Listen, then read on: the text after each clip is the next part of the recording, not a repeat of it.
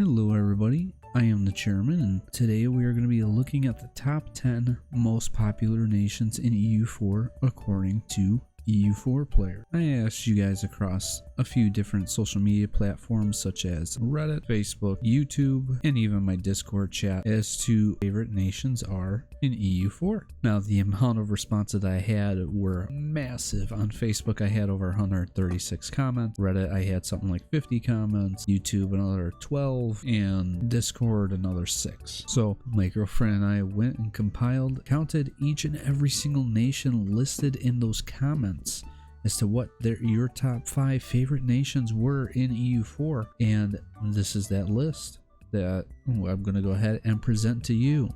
Coming in tied at number 10 is the nation of Portugal. Portugal, a popular nation in EU4. Well, for one, Portugal is a great beginner-friendly nation, considering that they are going to be protected by Castile and even England if they maintain that alliance to allow a player to do whatever they so desire, which as Portugal you should be colonizing and expanding and creating this massive overseas empire. In the hands of a more advanced player, Portugal is very rewarding if you are to conquer all of Castile and Aragon, leaving you as the sole beneficiary of all the trade that flows through the Sevilla trade node. Portuguese ideas are geared towards a small yet powerful nation with ideas such as infantry combat ability plus 10%, fleet movement speed plus 1 along with global tariffs, morale of navies plus 10%, 20% colonial range, goods produced plus 10, global trade power plus 10%, global settler increase plus 15,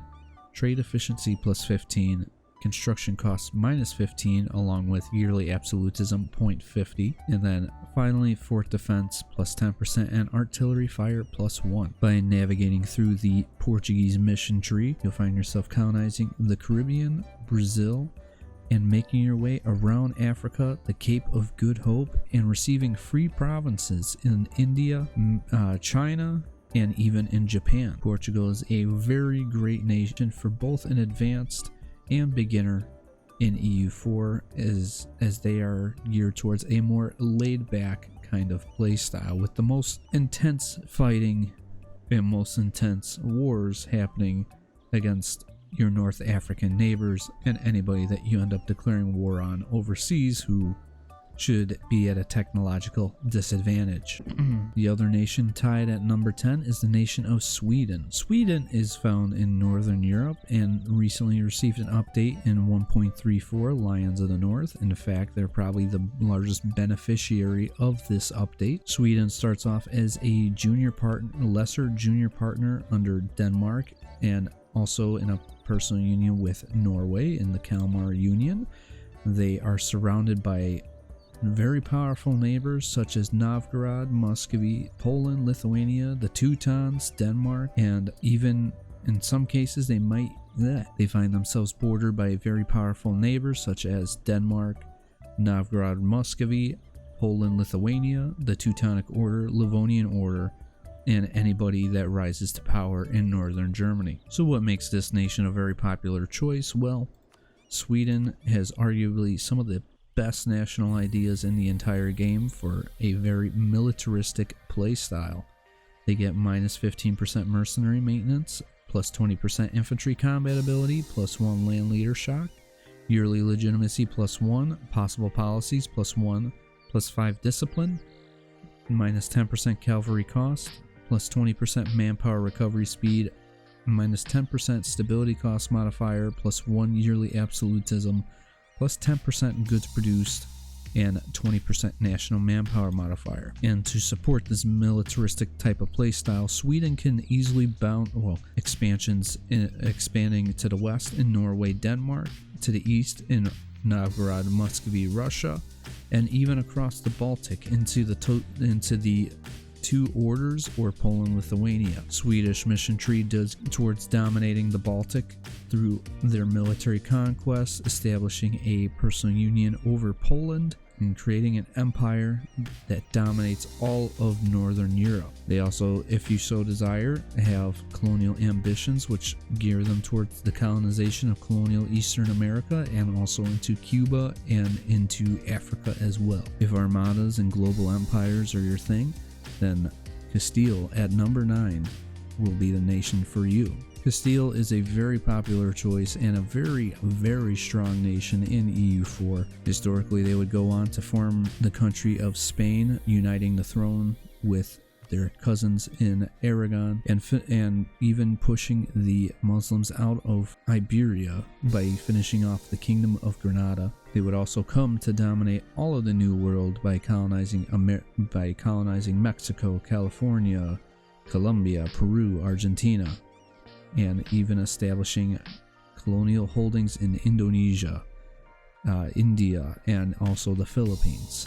The only downside of playing as Castile at the start of the game is you have to deal with a horrible heir, perhaps the most infamous heir in the entirety of EU4. That's Enrique de Tres de Mara, who is a 0/0/0 infertile buffoon. Your very first move always as a Castilian player should always be to disinherit Enrique unless you want the Castilian Civil War to fire. Even then, the Castilian Civil War is not really even that bad of a thing, as it might even draw you closer to Aragon and expand your holdings into the Mediterranean and even into southern Italy. The Castilian and Spanish mission tree gear the player towards colonization of the New World, Africa, and also expansion and domination of the Mediterranean to conquer all of Italy, southern France, and North Africa. Castile's ideas are also very powerful and gives them a massive edge over their neighbors at the very start of the game, receiving 15% morale of armies, 25% Marines force limit, global settler increase plus 25, yearly army tradition decay -1, missionary +1 missionary, +2 missionary strength, production efficiency +10, a colonist, diplo reputation and chance of a new heir 33%, institution spread +10%, and monthly autonomy change -0.05. If you like interfamily marriages, just like with Castile and Aragon, then this is going to be one of your favorites, and coming in at number 8 is Austria. Austria is ruled by the Habsburg family, which is notorious for their inbreeding and marrying and intermarriages throughout all of Europe. Austria does start off in a very powerful yet precarious situation at the start of the game in 1444, as they are the Emperor of the Holy Roman Empire. Now, this both gives them a massive boost towards their military, boosting them up to 63,000 troops at the start of the game in terms of force limit, and does give them quite a bit of money to work with, just based off of the amount of German princes within the HRE. However, they do have to face a ton of external and even internal threats to the Holy Roman Empire. They have to deal with Poland, Lithuania, Hungary, Ottoman Empire, Burgundy, France, Denmark, and Venice, and anybody else that is willing to become an upstart nation such as Brandenburg, a central or northern German power, or even a Italian foe to the south. While most countries in EU4 are about expanding your lands through military conquest, Austria takes a much different approach, as they are all about establishing personal unions over nations such as Hungary, Bohemia, Burgundy, and basically creating a massive vassal swarm that does the dirty work for you. However, this king of personal unions does have some very strong national ideas that allow they themselves to compete with many European powers militarily. They get plus 10% morale of armies, plus 30% improved relations, plus 50% chance of a new heir, imperial authority plus 10%, and diplo annexation costs -15, fort maintenance -10, national garrison growth plus 15, yearly inflation reduction plus 0.05, interest per annum 0.50, diplomatic reputation plus 2, missionary strength plus 2, diplomatic relations plus 1, and plus 5 discipline, reinforced speed plus 30%. As the Emperor of the HRE, your goal is to pass as many of these reforms as you possibly can to either centralize into a massive central German state, or to remain decentralized and vassal swarm the world and show them why they should fear the Holy Roman Empire. Making tons of money and being a patron of the arts and the Renaissance and building many cathedrals and playing very tall is your thing, then our nation at number 7, Florence, is going to be for you. Florence is the 7th most popular country in EU4. They offer a very unique play style in that they are geared towards a tall playthrough, while most nations are geared towards wide, in which conquer a ton of land and don't really develop their territory or any such way. Florence offers the exact opposite. They are a tall nation. They're a small nation of 3 provinces that are in a precarious situation, surrounded by other mid-sized powers and also large great powers. And so it forces the nation of Florence to play tall and develop their country in order. Routes of expansion are very limited, and you have to be very opportunistic in order to expand your country. Nations that Florence has to be weary of will be the Pope, Genoa, Milan, Venice, and Savoy. And even sometimes Ferrara, if Ferrara allies somebody like France or Austria or even Hungary. Large nations that often interfere in Italian politics are going to be Castile, Aragon, France, Austria, Hungary, and even in some of the worst cases, the Ottoman Empire themselves. Florence can form the nation of Tuscany just simply by owning either the province of Lucca or Siena and converting them from a republic, in which they can elect members of the Medici family, such as Cosimo, who they start off with, who is a 655 ruler. After forming Tuscany, if you desire, or even staying as Florence, you can go on to form the nation of Italy at Admin Tech 10. As I mentioned earlier, they are geared towards a very tall playstyle, maximizing the most out of your monarch points with -10 development, +2 papal influence. They also give you +5 discipline, -5 tech and idea cost, mercenary maintenance -15%, interest per annum 0.50, prestige +1, trade efficiency +15%, production efficiency +10%, and national manpower +25%. Coming in at number 6 of our most popular nations in EU4 is the nation of England / Great Britain. England, much like Castile, starts off in a time of turmoil as their ruler, similar to Enrique, is a babbling buffoon, or is just a buffoon in general. He's a 000 infertile. Similar to Castile, England starts off with a 000 ruler who is also infertile. And also similar to Castile, they do start off with about 37,000 troops and an excellent general to help them in their early on wars. However, unlike Castile, England's start is a little bit more tough as they have to deal with France, who contest them for the province of Maine. However, win or lose, once you take Paris or if you lose your French holdings, England is a very good nation to either play isolationist and ignore the rest of Europe and conquer all the British Isles and colonize all the Americas, or they're also very well for expanding into Europe if you are to conquer Europe, as they have a great opportunity to expand into Europe, as if you just simply occupy the province of Paris, or if you engage in the 100 Years' War at the start of the game, you can enforce a personal union over France. However, that may have to wait, as I mentioned earlier, you will get plunged into the War of the Roses relatively early on in the game. So you're going to have to fight 2 separate wars, one against the French and one against your fellow Englishmen. English ideas allow for both types of play styles, as they focus on the colonization of colonial Eastern America, Canada, the Caribbean, Africa, conquering all of India, colonizing Indonesia, conquering parts of China, and even conquering all of Egypt and taking southern Spain as well as islands in the Mediterranean, while also conquering or subjugating the French and dismantling the Holy Roman Empire.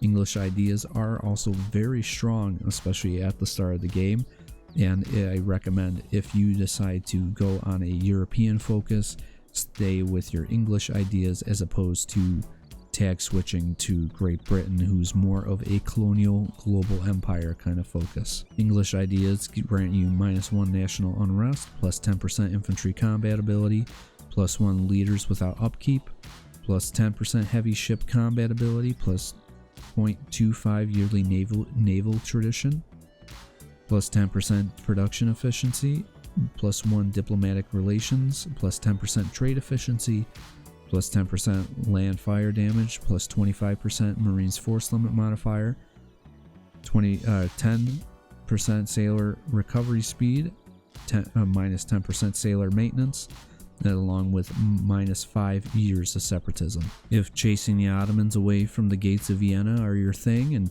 yelling "Wing Hussars," then this nation is probably your most popular choice, or is probably one of your favorite nations in the game. And coming in at number 4 is the nation of Poland. Poland starts off with a 000 interregnum. However, that does change as they get an event that allows them to personal union the whole of Lithuania and establish their ruler as the new king of both Poland and Lithuania, which they need Lithuania in order to survive, as they have to deal with external threats from the Ottomans, Muscovy, Denmark, the two orders, and also Hungary, Bohemia, and maybe even Austria. Oh, and an upstart nation in the country of Brandenburg. Internally, Poland just has to deal with Orthodox provinces, and also some events in which they have to curtail their nobles because they have too much influence over the royal court of Poland. It has a few different options based on previous things that you may choose throughout your campaign. For example, you can either choose to not take Lithuania, and that will take you down a path where you can become the emperor of the HRE. Or if you take Lithuania, you can enforce personal unions over Bohemia, Hungary. However, I recommend that you take Lithuania and take your rightful place as the dominant Eastern European powerhouse that Poland-Lithuania truly was in history. Polish ideas will also help you out achieve this Eastern Europe hegemony. Military ideas that are often considered the best in the game, or at least on par or just slightly under par with Prussian ideas, featuring minus 10% cavalry cost, plus 1 max promoted cultures, plus 3 tolerance of heathens, plus 10% production efficiency, minus 10% stab cost modifier, monthly war exhaustion 0.02, national manpower modifier plus 25%, infantry combat ability plus 10%, cavalry combat ability plus 30%, give you access to Winged Hussars, a unique cavalry unit only to Poland, minus 10% regiment cost, plus 5 discipline, and plus 15% morale of armies. If losing World Cups and also surrendering is your thing, then the nation of France is perhaps your most favorite nation to play in EU4. France is tied with another nation coming in at number 4. They start off as a decentralized state that has to deal with external threats from England, Burgundy, Castile, Aragon, and even Austria. Appearing to be in a weakened state, actually starts off in an extremely powerful position, as they start off with 6 vassals who each have their own separate manpower pool and bring about 3,000 to 6,000 troops to each and every single fight. The French also start off with about 38,000 troops at the start of the game and 2 amazing generals. The French mission tree guides you down a path of consolidation and also domination of your of all of your neighbors in the area, leading you down a path of destroying the English, establishing a personal union over Castile, establishing a personal union over Naples and conquering all of Italy, dismantling the HRE, and even vassalizing the Commonwealth. So how does France do this in EU4? Well, French ideas are very, very powerful, especially when you get to Elan, which we will get to in 1 second here. They get plus 20% national manpower modifier, plus 1 diplomatic reputation to establish really strong allies at the start of the game, plus 5% discipline, +1 diplomatic relations. Here's the Elan, plus 20% morale of armies, giving them a massive edge over all of their neighbors. Even though Castile gets plus 15% morale of armies early on in their ideas, the additional 5% from the French, especially after they consolidate their French region and their French vassals, will allow them to just completely overtake Castile and Aragon. Plus 10% national tax modifier, minus 50% native uprising chance and assimilation, fort maintenance minus 20%, tech cost minus 10%, and tolerance of heretics and heathens plus 2. Also coming in at number 4 is the small nation of Holland. Holland is a 3-province minor who is a junior partner under Burgundy along with Flanders, Brabant. They are not a particularly strong nation at the start of the game, with about 7,000 troops that they can get. Due to everybody hating Burgundy, you can easily get your independence from England, France, Austria, Denmark, or even Aragon. In order to break free, Holland is a prime choice to form the nation of the Netherlands, as they only need the provinces of Breda, Utrecht, and Gelre in order to do so. Holland is also in the best trade node in the game, which is the English Channel, as literally every single trade node flows into this one right here. Dutch and Netherlands mission tree does gear them towards making that trade node the most profitable in the world, as it does Netherlands, a nation similar to Florence, as a tall nation focused on development and not as rapid of expansion, to colonize and look elsewhere for opportunities of expansion in the Caribbean, colonial Eastern America, Africa, India, and also in Japan and Indonesia, to help Holland and the Netherlands achieve their goal of complete naval and trade domination in the English Channel. Their ideas are built for a very strong navy and a relatively quick sieging army. It gets plus 25% national sailors modifier, plus 50% naval force limit modifier, plus 15% trade efficiency, yearly inflation 0.10, merchant plus 1, trade range plus 10%, development cost minus 10%, naval leader fire plus 2, marines force limit plus 25%, tolerance of heretics plus 3, siege ability plus 10%, and also land fire damage plus 10%. Coming in at number 3 is the nation of Muscovy, or Russia. Muscovy is a very unique expansionist type of playstyle in which they can easily and rapidly expand very quickly due to the amount of vassals that they have at the start of the game, having about 4 of them in Perm, Yaroslav, Rostov, and Pskov. They also have a very large army of their own at the start of the game with about 36,000 troops. Paths of expansion in Novgorod, Lithuania, and also into the steppes, and eventually even colonizing the whole of Siberia.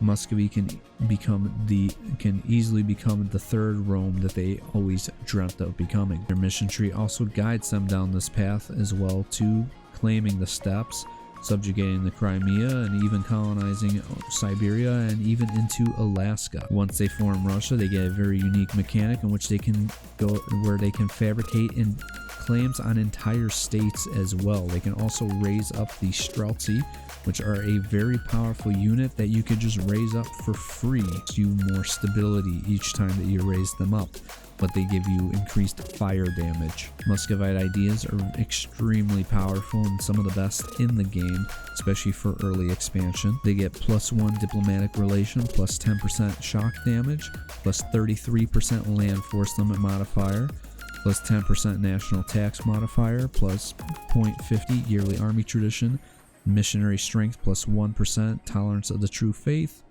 morale of armies plus 10%, stability cost modifier minus 20%, fort maintenance minus 20%, and plus 1 diplomatic reputation. If overwhelming enemies due to sheer numbers is your thing, then Muscovy/Russia is the nation for you. Speaking of Rome, the nation coming in at a close second on our list is the nation of Byzantium. Byzantium is the last remnant of the Roman Empire and is on its last leg, as it is finds itself cornered by the Ottoman Empire in 1444. Starting off in a extremely difficult situation, the Byzantine Empire deploy about 11,000 troops.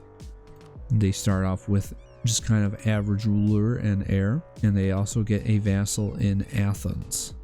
However, if you are able to overcome the Ottoman Empire through strategic alliances, typically through Albania, Serbia, Wallachia, and Hungary, or even Austria, you do get access to an awesome mission tree that allows you to rekindle the royal flames of the Phoenix and go on a complete war path to, for one, avenge the Fourth Crusade and burn down the city of Venice, and after that go on a complete reconquest to reform the Roman Empire as the Byzantine Empire. Byzantium, much like the Muscovites, are of Orthodox religion, and so they can adopt the icon of St. Michael, giving them plus 10% manpower recovery speed and plus 5% discipline.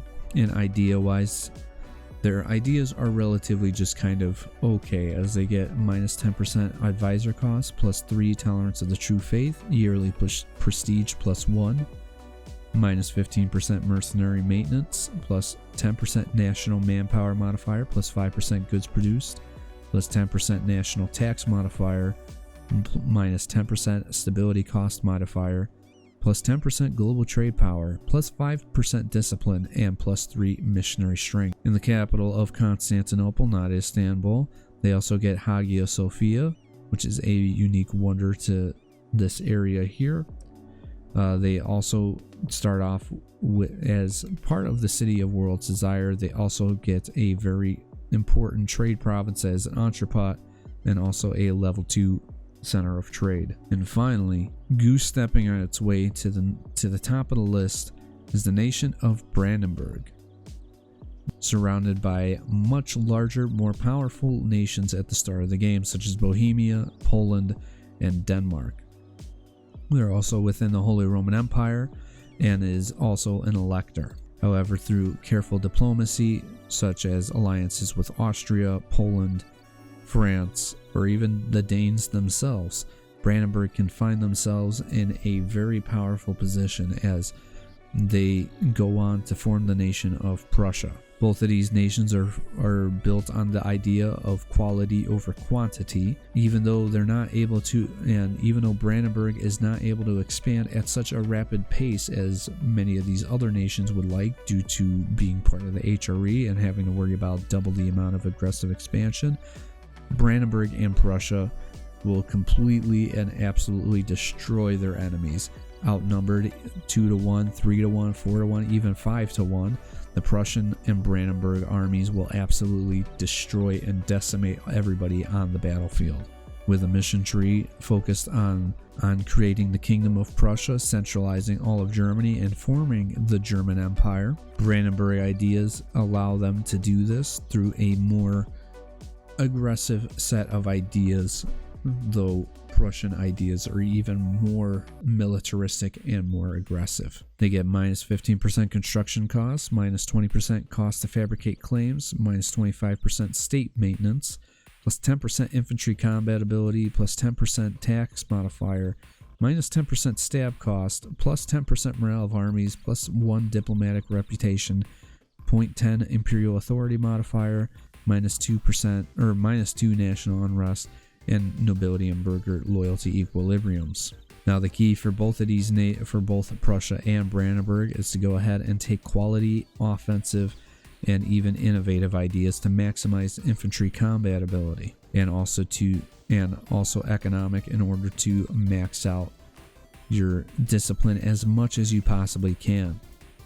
Army professionalism is not a problem at all. Army tradition and army professionalism and prestige are not a problem for Brandenburg or Prussia at all, as they also have the Brandenburg Gate, giving them plus 150% prestige from land battles, plus 50% army tradition from battles, and also militarization of the state, which once you form Prussia and get the Prussian monarchy, which is a military with a state, more manpower recovery speed, monthly war exhaustion, etc. It's really, really overpowered. There you guys have it. Those are the top 10 most popular nations to play in EU4 according to other EU4 players. Now, if you guys really enjoyed this video, go ahead and leave a like, and go ahead and subscribe to my channel if you want to see more EU4 or Victoria 3 content, as I do upload videos at least 2 times a week. If I have time for more videos, then I will go ahead and upload more videos, even ones like this, to produce out more content as much as possible. Make sure that you guys let me know in the comment section down below what your top 5 most favorite nations are, or even top 10. Just let me know what your favorite nations are and why they're your favorite countries. If there's any nation that you feel like should have been on this list also and was not on this list, let me know in the comment section down below. So without further ado, hope you guys really enjoyed this video, and I will go ahead and see you guys in the next one.